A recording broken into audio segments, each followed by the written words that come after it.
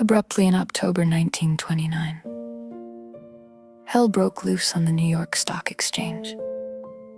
After one of those days of inferno, I wobbled from a hotel bar to a brokerage office. It was 8 o'clock. 5 hours after the market closed, the ticker still clattered. I was staring at an inch of the tape which bore the inscription XYZ32. It had been 52 that morning. I was finished, and so were many friends. The papers reported men jumping to death from the towers of high finance. That disgusted me. I would not jump. I went back to the bar. My friends had dropped several million since 10 o'clock, so what? Tomorrow was another day. As I drank, the old fierce determination to win came back. Next morning, I telephoned a friend in Montreal. He had plenty of money left and thought I had better go to Canada. By the following spring, we were living in our accustomed style. I felt like Napoleon returning from Elba, no St. Helena for me. But drinking caught up with me again, and my generous friend had to let me go. This time we stayed broke. We went to live with my wife's parents. I found a job, then lost it as the result of a brawl with a taxi driver. Mercifully, no one could guess that I was to have no real employment for 5 years or hardly draw a sober breath. My wife began to work in a department store, coming home exhausted to find me drunk. I became an unwelcome hanger-on at brokerage places.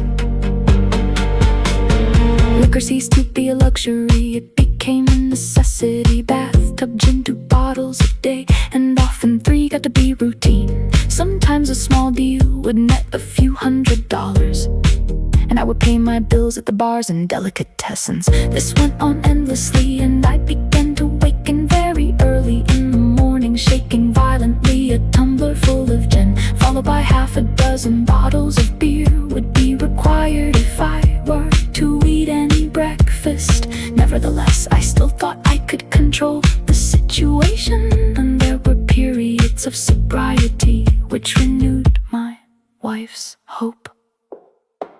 Gradually, things got worse. The house was taken over by the mortgage holder. My mother-in-law died. My wife and father-in-law became ill. Then I got a promising business opportunity. Stocks were at the low point of 1932, and I had somehow formed a group to buy.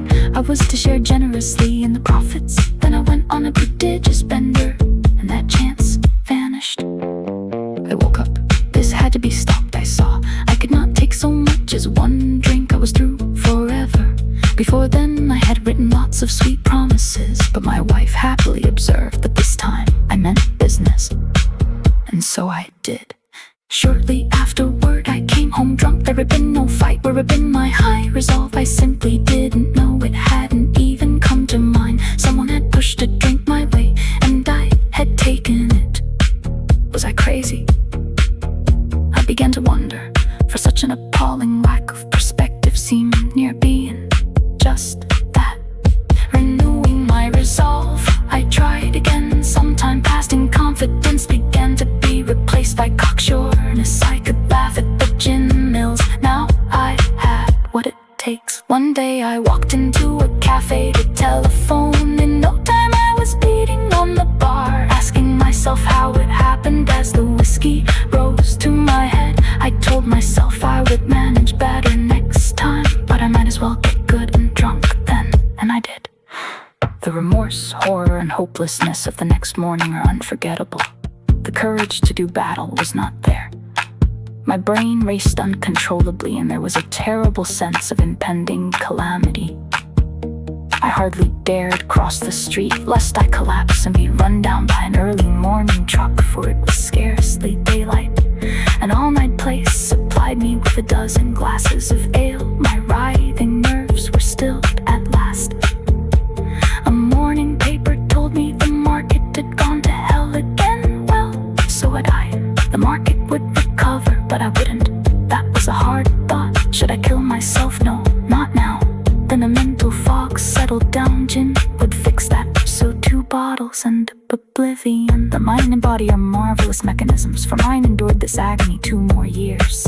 Sometimes I stole from my wife's slender purse when the morning terror and madness were on me again. I swayed easily before an open window or the medicine cabinet where there was poison, cursing myself for a weakling.